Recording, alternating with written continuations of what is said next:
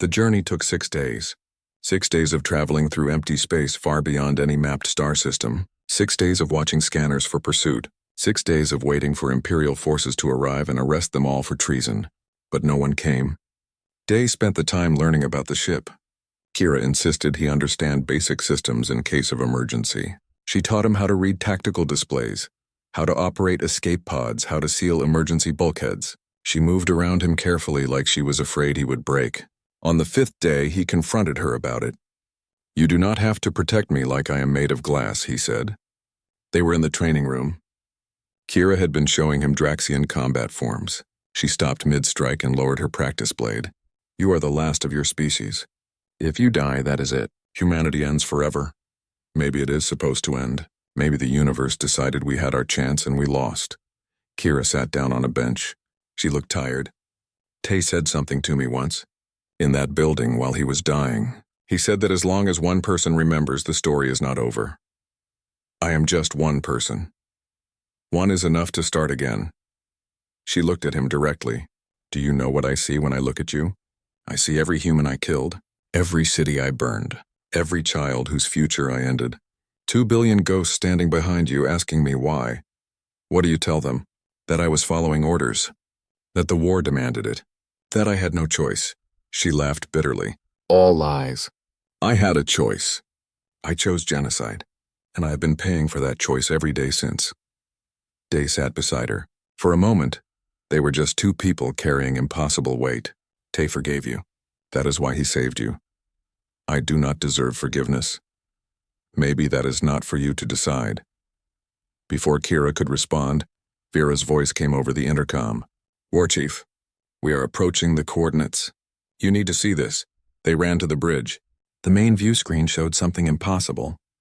A nebula glowing faint blue stretched across space, and hidden inside it, protected by clouds of gas and dust, was a station. But not just any station. It was massive, easily 3 times the size of the Blood Spire. And surrounding it in perfect formation were ships, hundreds of them, maybe thousands. Colony ships, human colony ships. Day could not breathe. He pressed closer to the view screen, his hands shaking. "They are real. They are actually real. What is that station?" Vera asked. "Sanctuary," Kira said quietly. "It has to be." They moved closer, weapons ready but not targeting. As they approached, a signal came through, audio only, and the voice spoke in Korean. "Unidentified vessel, this is Sanctuary Station. You are entering restricted space. Identify yourself immediately or be destroyed." The voice was human, alive, real. Day rushed to the communications panel. "This is Day. I am from the colony ship Hanyang. I am human. Please do not shoot. I am human." Silence. Long, terrible silence. Then the voice came back, different now. Emotional, shocked.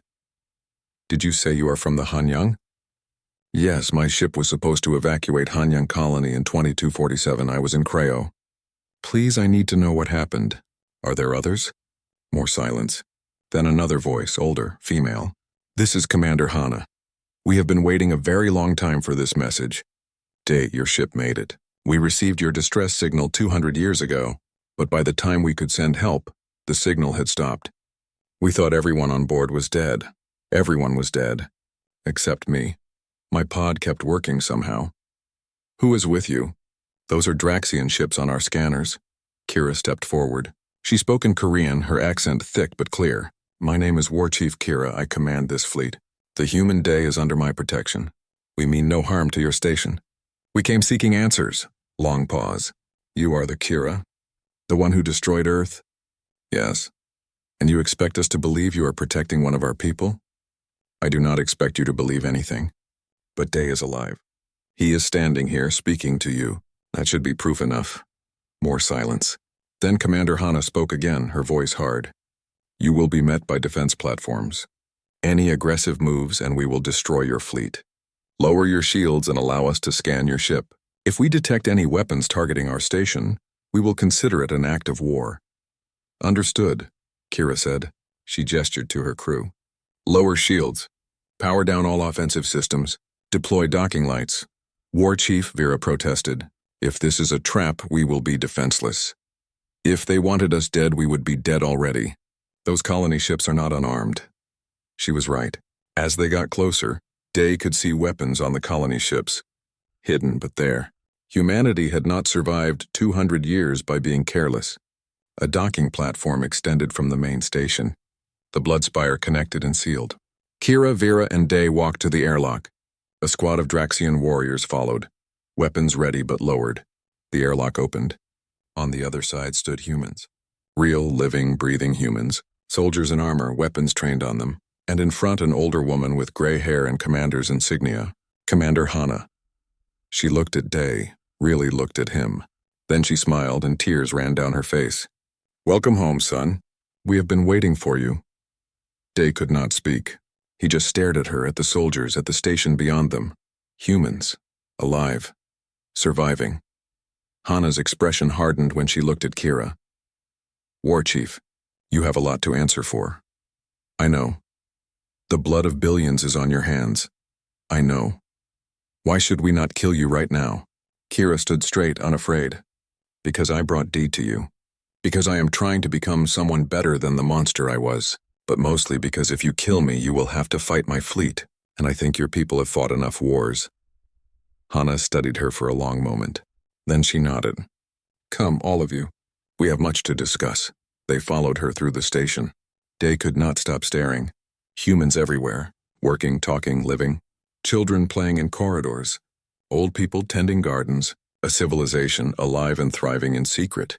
Hana led them to a command center. Holographic displays showed the entire station complex. Thousands of colony ships, all functional, all containing sleeping humans. "What is this place?" Day whispered. "This is what Earth's government created in the last days before the fall," Hana explained. "They knew we would lose the war, so they sent out 100 colony ships in secret, each one carrying 40,000 people in cryosleep. The plan was to scatter across the galaxy, hide, survive, wait until the danger passed. How many ships made it here? 73. The others were destroyed, captured, or lost. We have been here for 203 years, hiding, waiting, hoping that someday it would be safe to wake our people." "Why not wake them now?" Vera asked. "Because there are 3 million humans in those ships," Hana said. "We do not have the resources to support that many people. Not yet. We have been preparing, building, waiting for the right moment, a moment when we could emerge without being immediately destroyed." She turned to Kira. "Which brings us to you. The Draxian Empire believes humanity is extinct. If they learn we survived, they will come to finish what they started." "Maybe," Kira said. "Or maybe they will see an opportunity." "What kind of opportunity?" "An alliance." Kira gestured at the displays. "You have 3 million people and ancient human technology. We have military might and control of trade routes. Together we could reshape this part of the galaxy. You want us to ally with the people who murdered our civilization? I want you to survive.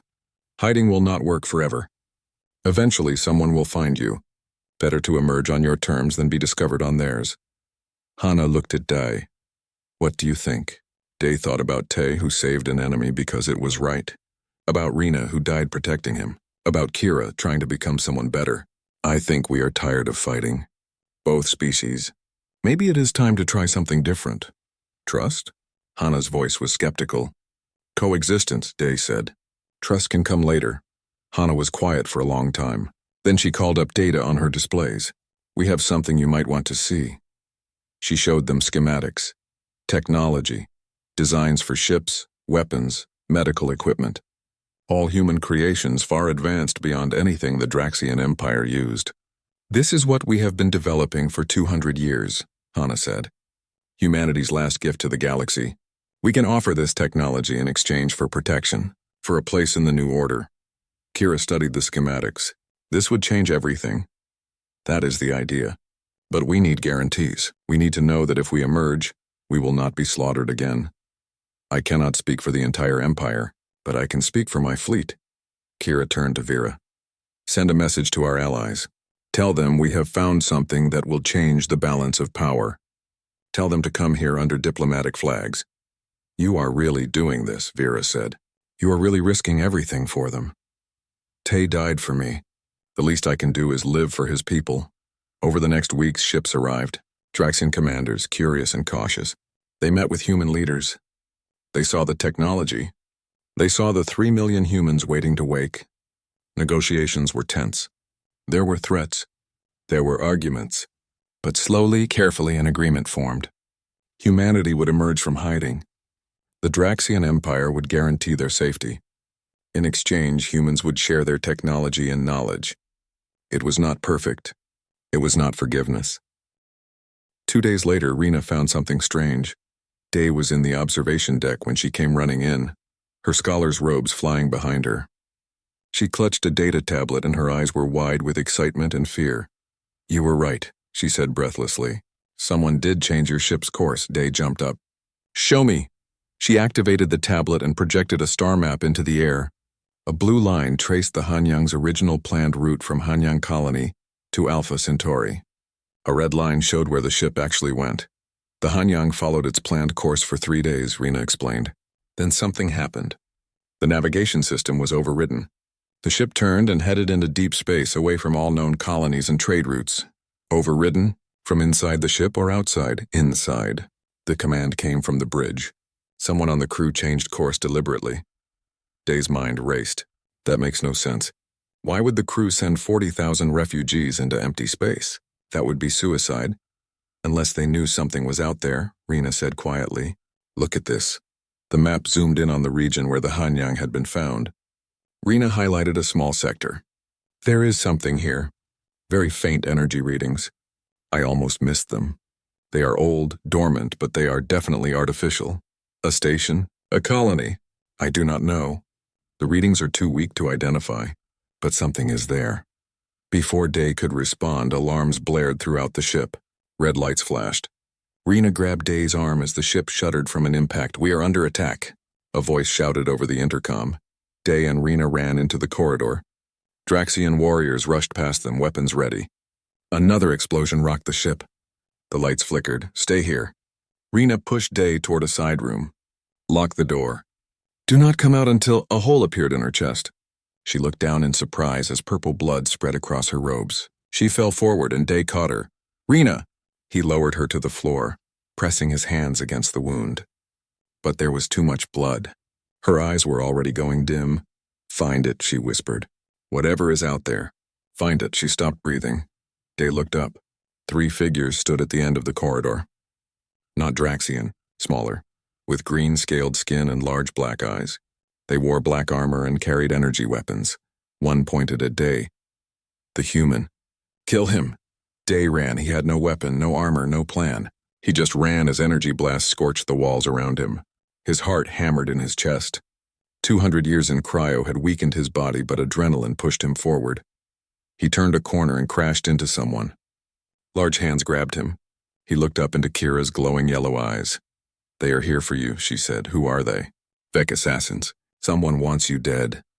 She pushed him behind her and drew 2 curved blades from her belt. "Stay close to me." The Vec appeared at the end of the corridor. 5 of them now. They opened fire.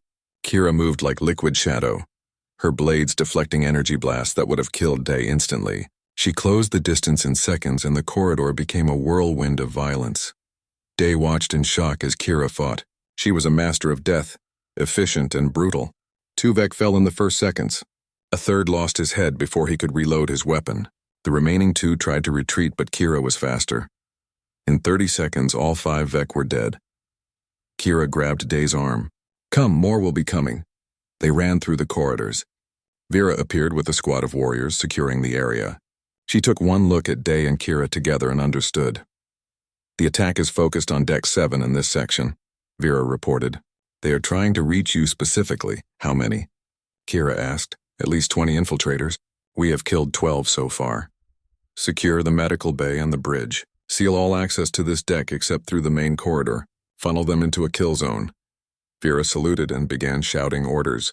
Kira pulled Day into a side room and locked the door. It was some kind of armory filled with weapons and armor. "Why are they trying to kill me?" Day demanded. "I am nobody. I am just one human. You are something more than that. Otherwise, they would not risk attacking my ship." Kira began strapping armor onto his body. "Put this on. It will not stop everything, but it might keep you alive. I do not know how to fight. Then I will fight for you, but wear the armor anyway." Outside, explosions echoed through the ship. Day heard screams and weapon fire. The battle was getting closer. Kira handed him a small blade. Only use this if I fall. If that happens, run to the escape pods. Do not try to fight them. What about you? I have survived worse, she smiled grimly. Besides, I promised Tay I would protect his people. I do not break promises to dead men twice. The door exploded inward. 3 Vec rushed in, weapons blazing. Kira met them head-on. Day pressed himself against the wall, gripping the blade she had given him. 1 Vec broke past Kira and came at Day. Training he did not know he had took over. His father had been a soldier. He had taught Day basic self-defense when he was young. Day moved on instinct, ducking under the Vec's attack and driving his blade up into its throat. The Vec gurgled and fell. Day stared at his hands. They were shaking. He had just killed someone. The reality of it hit him like a punch. Focus, Kira shouted. She had killed the other 2 Vec, but more were coming. We need to move. They ran again, this time toward the bridge. Vera met them halfway with her warriors. Together they formed a defensive line. We captured one alive, Vera said. He is talking. They reached the interrogation room. A Vec hung in energy restraints, his armor stripped away. He looked terrified. Vera stood over him with a blade. Tell them what you told me, she ordered. The Vec swallowed. We were hired to kill the human. To make sure he never reaches Sanctuary. Day stepped forward. What is Sanctuary? I do not know. They only told us the human must not reach it. That if he does, everything changes. Kira grabbed the Vec by the throat. Who hired you? The Vec Trade Council. But they were paid by someone else. Someone powerful. Someone who profited when the humans died. A name. I swear I do not know. We are just mercenaries. We take contracts and ask no questions. Kira released him and turned to Vera. Sweep the ship. Make sure no more assassins are hiding. Then find out who authorized this attack. I want names, addresses, and family trees. Vera nodded and left with her warriors. Kira looked at Day. Sanctuary. Does that word mean anything to you? Day shook his head. No, I have never heard of it. Someone thinks you have. And they are willing to start a war to keep you from finding it. They returned to the medical bay where Dee had been staying. Rena's body had been taken away. Her blood still stained the corridor floor. Day stared at it, feeling hollow. She died because of me, he said quietly. She died because someone is afraid of what you represent. Kira stood beside him. A human alive 200 years after extinction. That is impossible. Unless someone made sure you survived. Unless there was a plan. What kind of plan? That is what we need to find out. Kira pulled up the data Rena had been showing Day earlier. The star map with the energy readings. Rena found something before she died. Something in the area where your ship was drifting. Day told her everything. The course change. The override from inside the ship. The faint energy signatures in deep space. Kira studied the map for a long time. Then she touched her communicator. Vera, plot a course to these coordinates. Maximum stealth. That will take us into uncharted space, Vera's voice crackled back. We will be beyond Imperial support. I know. This is treason. The Empire will see it as desertion. Then we had better find something worth committing treason for. Kira disconnected and looked at Day. If there is something out there, we are going to find it. Even if it costs me my command. Why are you doing this? Dai asked. You could just hand me over to your superiors. Let them deal with me. Because Tay taught me that some things are more important than following orders. He gave his life for that lesson. The least I can do is remember it. She walked to the viewport. Besides, I am curious. If someone went to all this trouble to keep you alive, to hide your ship in the middle of nowhere, there must be a reason. And I want to know what it is. Day joined her at the viewport. Outside, the Bloodspire was turning, its engines burning bright as it changed course. Away from Imperial space, into the unknown. We might all die out there, he said. We are all dying anyway. At least this way we die searching for answers instead of hiding from them. The stars stretched and blurred as the ship jumped into faster-than-light travel. Somewhere ahead in the darkness of uncharted space lay Sanctuary. Whatever that meant. Whatever it was. Day thought of Rena dying in his arms. Of her last words. Find it he would. Even if it killed him. He would find the truth. 3 days passed. Day learned to walk again on shaking legs. He learned to eat the strange food the medical drones brought him.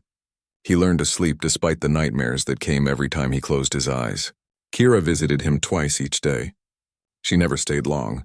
She would ask how he felt, if he needed anything, and then leave. She moved like someone walking on broken glass around him, careful and quiet. On the fourth day, Kira came with different news. "You cannot stay in the medical bay forever," she said. "I am giving you limited freedom on the ship.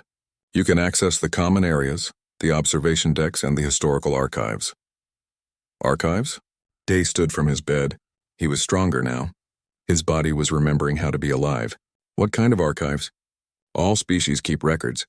The Draxian Empire has been documenting history for 3,000 years. If you want to know what happened to your people, the answers are there." Day's hands clenched into fists. "I am not sure I want to know." "Knowledge is better than wondering. Wondering is a slow poison." Kira moved to the door. "The archives are on Deck 7. Ask any terminal and it will guide you." She left before Day could respond. He spent an hour staring at the door, afraid to leave. Afraid of what he would find on this ship full of creatures who had murdered his species. But fear was worse than knowing. Kira was right about that. Day stepped into the corridor. The blood spire was massive. Corridors stretched in every direction, filled with Draxian warriors and crew members. They all stopped to stare at him as he passed. Some whispered, some pointed, a few touched weapons, none attacked. Day walked faster, following the glowing signs that appeared on the walls when he asked for directions. The ship's AI spoke in Korean, guiding him turn by turn. It felt surreal, hearing his own language spoken by machines built by his people's killers. The archives were quiet. Rows of data terminals lined the walls. Holographic displays floated in the air, showing documents and images from 1,000 different worlds. And in the center of the room, surrounded by projected screens, sat a Draxian woman. She was smaller than Kira, with lighter skin and curious eyes. She wore scholar's robes instead of armor. When she saw Day, her eyes went wide. "You are real," she breathed. "I heard rumors, but I thought they were lying." She jumped up and rushed over, circling him like he was a museum display. "Incredible. The proportions are exactly as recorded. The skin tone, the eye structure, even the way you stand. Just like the photographs. Who are you?" Day backed away, uncomfortable with her intensity. "Oh, forgive me. My name is Rena. I am the ship's historian. I specialize in extinct species." She paused. "Sorry, that probably sounds terrible to you." "It does. I meant no offense. Your people fascinated me. So much diversity in such a short existence. 50,000 years of recorded human history, compared to 300,000 years of Draxian history. But you accomplished so much in that time." She gestured at her screens, which now filled with human faces, human cities, human art. "Your music alone could fill a lifetime of study. And your literature. The way you told stories about yourselves, about your dreams and fears, beautiful." Day stared at the images. Seoul during sunset, New York covered in snow, the Great Wall stretching across mountains, the Taj Mahal reflecting in water, all gone now, all dead. "Can you tell me what happened?" he asked quietly. "The war, Earth, everything." Rena's enthusiasm faded. She looked sad now. "Are you certain? It is not a gentle story. I need to know." She nodded and waved her hand. The screens changed. Now they showed warships in battle formations, maps of star systems marked with red X's, casualty reports in the billions. "The war began in 2197, Rena said. A human colony ship entered what we call the contested zone. It was an accident. Humans did not know the space was claimed by the Draxian Empire, but we saw it as invasion." "Over a mistake?" Day's voice shook with anger. "You started a war over a mistake?" "Both sides made mistakes. Humans refused to leave the contested zone. They said space belonged to everyone. The Empire disagreed. Tensions grew. Then there was an incident. A Draxian patrol ship fired on a human colony. 8,000 humans died. Your people called it genocide. They declared war. The screens showed Earth mobilizing, fleets being built, soldiers training. Day saw people fighting for their survival against an empire that controlled half the galaxy. The war lasted 50 years, Rena continued. Humans fought like nothing we had ever seen. You were outnumbered 1,000 to 1, but you would not surrender. Every world we took, you made us pay in blood. We learned to respect human courage, and to fear it. But we lost. Yes. In 2244, the Empire decided to end the war permanently. They sent every fleet, every weapon, everything they had to Earth. The final battle lasted 3 days. Then Earth fell silent. Rena's voice was barely a whisper. War Chief Kira led that assault. She was young then, only a squad leader, but she volunteered for the mission that destroyed Earth's defense grid. Millions died in the fire. Day's legs gave out. He collapsed into a chair. And after Earth? The Empire hunted down every human colony, every outpost, every ship. It took 3 more years. By 2247, humanity was declared extinct. Rena looked at him with genuine sorrow. Your people died fighting. That is something. Not comfort, but something. My ship, the Hanyang. What happened to it? Rena called up new data. Records show the Hanyang left Hanyang colony on October 14, 2247. It was one of the last evacuation ships. It was supposed to reach the Alpha Centauri refugee station. She paused. It never arrived. The ship disappeared. We assumed it was destroyed or captured. But you are here, so clearly it survived somehow. Where did they find my ship? The Void Sector. Deep space, far from any colony or trade route. The ship had been drifting for 200 years. Day stood and began pacing. None of this made sense. Why would the Hanyang go to deep space? That is the opposite direction from Alpha Centauri. And why was only my pod working? I do not know, Rena admitted. Perhaps the ship malfunctioned.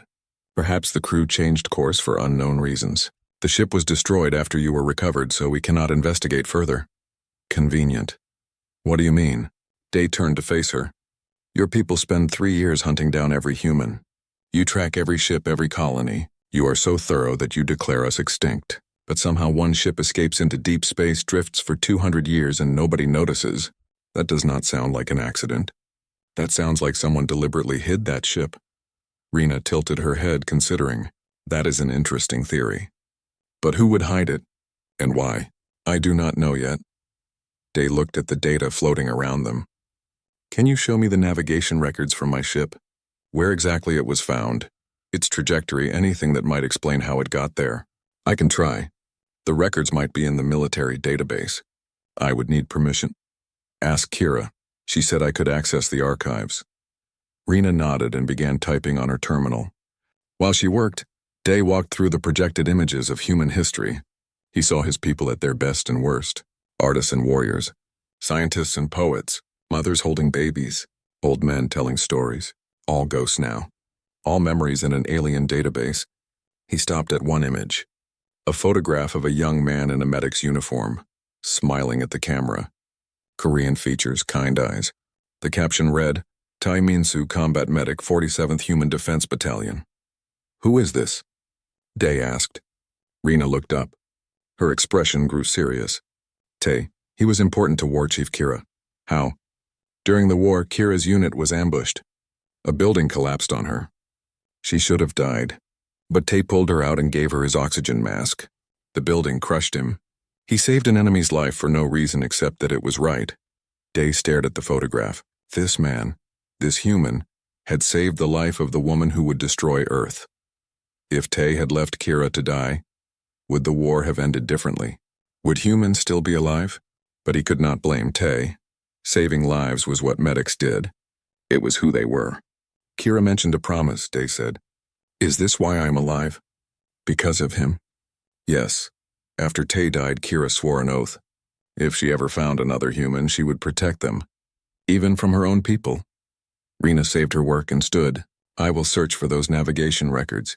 It may take a few days. Come back tomorrow and I will show you what I find. Day thanked her and left the archives. He walked through the corridors of the Blood Spire, his mind spinning with questions. Who had hidden his ship? Why send it to deep space? And most importantly, what happened to the other 40,000 people who were supposed to be with him?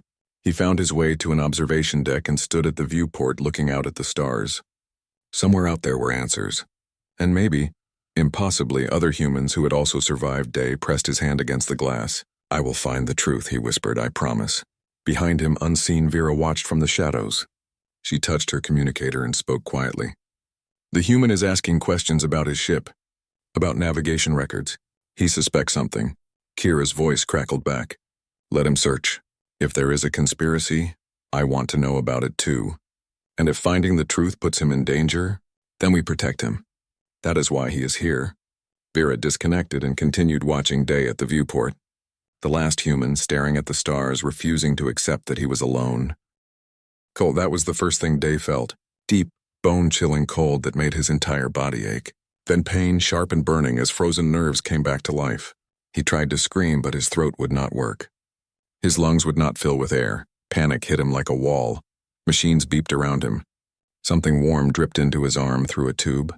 Slowly, painfully, sensation returned to his body. His fingers twitched. His toes curled. His eyes struggled to open. Lights, bright and harsh. He squeezed his eyes shut again. A mechanical voice spoke in a language he did not understand. Then it switched to Korean. Subject is awake. Vital signs stabilizing. Beginning secondary revival protocol. Dave forced his eyes open. The ceiling above him was metal, covered in strange symbols. Not Korean. Not any human language he knew. Medical drones hovered around him, their metal arms working on tubes and monitors. They looked nothing like human medical equipment. Wrong. Everything was wrong. He tried to sit up, but straps held him down. The panic returned, stronger now. Where was he? Where was the Hanyang? Where was his family? Release the restraints, a voice said. Female, speaking perfect Korean, but with an accent he had never heard before. He is awake and stable. The straps opened.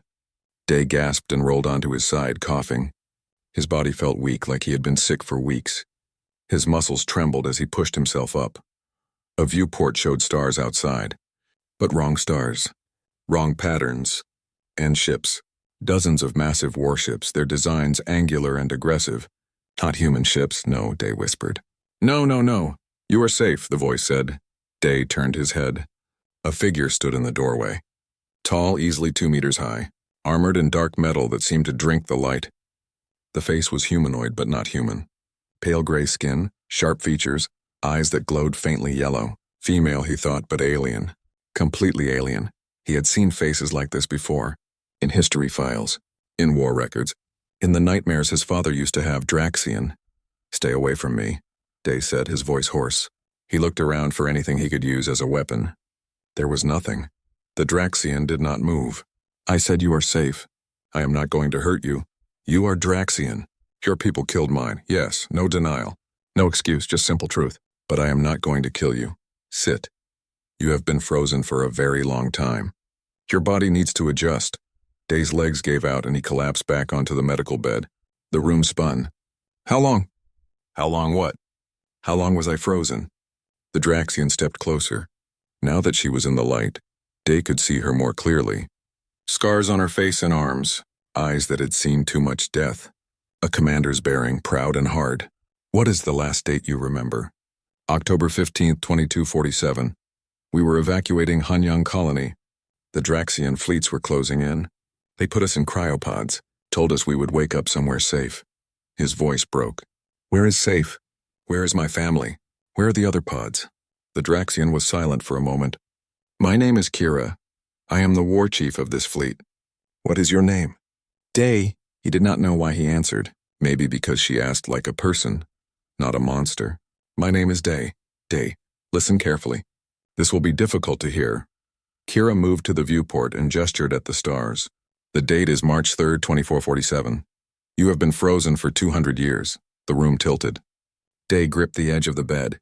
That is not possible. Your cryopod was found in a derelict ship. The ship had no power, no crew. Just you alone still frozen. Your pod was the only one working. No, there were 40,000 of us. 40,000 people on the Hanyang. Families, children, they were all in pods just like mine. Then they are dead. Or they left long ago. Your ship was empty except for you. You are lying. Day tried to stand, but his legs would not hold him. He fell to his knees. You are lying. They are alive. They have to be alive. Kira knelt down in front of him. Up close, Day could see the weight in her eyes. Ancient sadness that no amount of armor could hide. I wish I was lying. But your species has been extinct for 203 years. You are the only human left alive. The war is over. Your people lost. Earth fell in 2244, 3 years before you entered cryosleep. Kira's voice was gentle, which somehow made it worse. I am sorry. Day stared at her. Really looked at her. At the scars. At the grief buried deep behind those glowing eyes. You were there. At Earth, yes, you killed them. Yes, no excuses. No justifications. Just the weight of genocide carried in one word. Day wanted to hate her.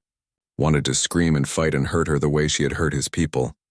But he was too tired, too broken, too alone. "Why am I alive?" he asked quietly. "Why did you not kill me too?" "Because I made a promise to someone, a long time ago." Before Day could ask what that meant, the door opened. Another Draxian entered, smaller than Kira but no less dangerous. She looked at Day with open suspicion. "War Chief," the new Draxian said. "We need to talk." In private, Kira stood. "Day, this is Vera. She is my second in command. You are safe here. No one will harm you. Rest, eat. We will speak again soon." "Wait," Day said. "The Hanyang. Where is it? I need to see it." Kira and Vera exchanged looks. "The ship was destroyed after you were removed," Vera said. "It was falling apart, dangerous." "You destroyed my ship?" "It was already dead," Kira said softly. "Like everyone on it." "I am sorry." They left. The door closed and locked behind them. Day sat alone in the medical bay, surrounded by alien machines looking out at alien stars. 200 years. Everyone he had ever known was dead. His parents, his sister, his friends, the girl he had loved but never told. All gone, turned to dust while he slept. He was the last human. The only one left in an entire galaxy. The weight of it crushed him. He curled up on the bed and finally, for the first time since waking, he cried. Outside the medical bay, Vera turned to Kira. "You are not yourself around this human. Kill him and be done with it." "I cannot." "Not yet." "Why? Because he reminds you of Tay?" Kira looked through the window at Day crying on the bed. "Tay saved my life. He did not have to. I was his enemy. But he pulled me out of that collapsed building and gave me his oxygen mask. He died so I could breathe. That was 200 years ago. Some debts do not die with time." Kira touched the window glass. "I killed billions of his people. I burned his homeworld. I destroyed everything he was fighting for. The least I can do is keep this one alive. The Empire will find out. They will want him. Then the Empire will have to come through me," Vera sighed. She had known Kira long enough to recognize when argument was useless. "You are going to start a war over one human?" "I already ended a species for less." Kira's reflection in the glass looked tired. "Maybe it is time I tried to save something instead of destroy it." Inside the medical bay, Dee stopped crying. He sat up, wiped his eyes, and looked at the viewport. Somewhere out there, Earth floated cold and dead. His entire civilization wiped out while he slept. But he was alive. Against all odds, impossibly, he was alive. And if he was alive, maybe others were too. Maybe the Draxians were wrong. Maybe the Hanyang had launched more ships. Maybe somewhere in this vast galaxy, other humans were waking up, looking at the stars, wondering if they were alone. Day pressed his hand against the glass. "I will find you," he whispered to the void. "If you are out there, I will find you. I promise." The stars offered no comfort, but they also offered no proof that he was truly the last. And as long as there was doubt, there was hope. Even if it was a fragile, desperate hope, it was enough to keep him breathing. The throne room of the Bloodspire was silent except for the hum of the ship's engines. War Chief Kira sat on her command chair, watching the tribute delegation with cold eyes. They had come from a vassal world on the edge of Draxian space, bringing gifts to show their loyalty. Slaves stood in chains. Boxes of rare minerals glowed under the lights. Ancient weapons from forgotten wars lay on display. Kira barely looked at any of it. She had seen thousands of tributes in her long life. Nothing impressed her anymore. The delegation leader, a small reptilian creature, bowed low. "Great War Chief, we bring you something special. Something no one has seen in 200 years. Kira raised one eyebrow. Her warriors stood straighter, hands moving closer to their weapons. Anything that made the delegation leader sound excited was probably dangerous. Two slaves carried forward a cryopod. It was old, covered in dust and scratches. The technology looked ancient, from a time before the Draxian Empire controlled this part of space. Through the frosted glass, a figure lay frozen inside. The delegation leader smiled. "We found this in a derelict ship drifting in the void sector. The ship had no power, no crew, just this one pod still working after all these years." Kira stood up slowly. Something in her chest felt tight. She walked down the steps from her throne, her boots clicking on the metal floor. Her warriors watched her carefully. They had served under Kira for decades. They knew every expression on her face. They had never seen this one before. She reached the cryopod and looked down at the face inside. Human. The face was young, male, peaceful in frozen sleep. His skin was pale from the cold, but the features were unmistakable. The shape of the eyes, the structure of the face, the dark hair. She had seen thousands of human faces. She had watched them die. She had given the orders that ended their entire species. Kira's hand touched the glass. Her fingers trembled. "No," she whispered. "This is impossible." Her second-in-command, Vera, stepped forward. "War Chief? What is wrong?" Kira turned to face the delegation. Her voice was hard, dangerous. "Where exactly did you find this?" The delegation leader backed away, sensing her anger. "In the void sector, as I said. The ship was damaged, very old. Human design. We thought it might be valuable to you since you led everyone out." Kira's voice cut through the air like a blade. "Now." The delegation looked confused. "But War Chief, we have more gifts." "Out!" Kira roared. The walls seemed to shake. "Take your gifts and leave my ship. Vera, escort them to their vessel. If they are not gone in 10 minutes, destroy them." The throne room emptied quickly. Warriors, delegates, slaves, everyone fled. Only Vera remained, closing the doors behind the last person. Vera walked back to stand beside Kira. They looked down at the human in the cryopod together. "You know what this is," Vera said quietly. "It was not a question." "I destroyed the last human 200 years ago," Kira said. Her voice sounded distant, lost. "I led the final assault on Earth myself. I watched their cities burn. I made sure none escaped. Perhaps this one escaped before then." "No." Kira shook her head. "We tracked every ship, every colony, every outpost. It took us 50 years to hunt them all down. We were thorough. We had to be. The war had gone on too long." Vera studied her commander's face. "You are frightened." "I do not fear humans. They are dead. All of them are dead. Then why does this one exist?" Kira did not answer. She stared at the young man's face, and memories came flooding back. Memories she had buried deep, locked away where they could not hurt her anymore. She remembered fire falling from the sky. She remembered streets filled with bodies. She remembered the smell of burning cities. And she remembered one human face, different from this one but somehow similar. A face that had shown her kindness when there was only hatred in the universe. "War Chief," Vera said. "What do you want to do with it?" Kira was quiet for a long moment. Then she straightened her shoulders, pushing the memories back down into the darkness. "Wake him up." "That is not wise." "I did not ask for your wisdom. I gave you an order." Vera crossed her arms. They had known each other for 100 years. She was one of the few who could speak freely. "You swore an oath after Earth fell. You said if you ever saw another human, you would—" "I remember my oath." Kira's eyes were hard. "That is why we must wake him. I need to know if this is real or if I am finally going mad from the weight of what I have done. And if he is real, then I keep my promise." Kira looked at Vera. "You remember Tay." Vera's expression softened.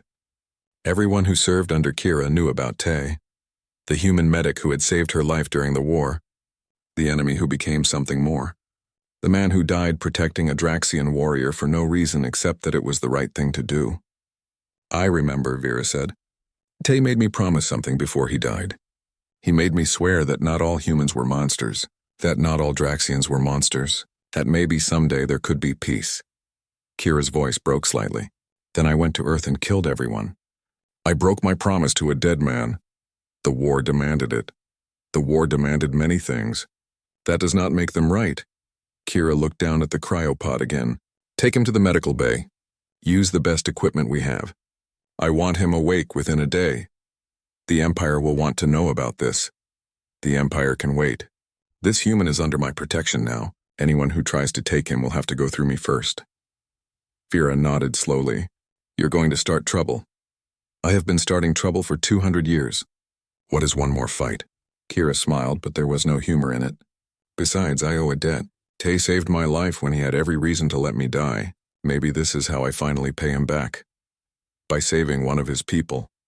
By trying to become the person he thought I could be." Vera ordered medical drones to carefully move the cryopod.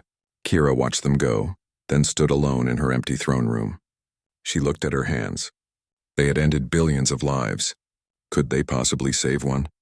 The memory came again, stronger this time. Tay's voice, weak and fading, buried under rubble. "We do not have to be enemies forever." Yes, we do, young Kira had said, tears streaming down her face. There is no other way. Then make another way. Promise me. She had promised, and then she had broken that promise with fire and blood. But now, impossibly, she had a second chance. A human, alive, sleeping in her medical bay. The universe had given her an opportunity she did not deserve. Kira walked to the viewport and looked out at the stars.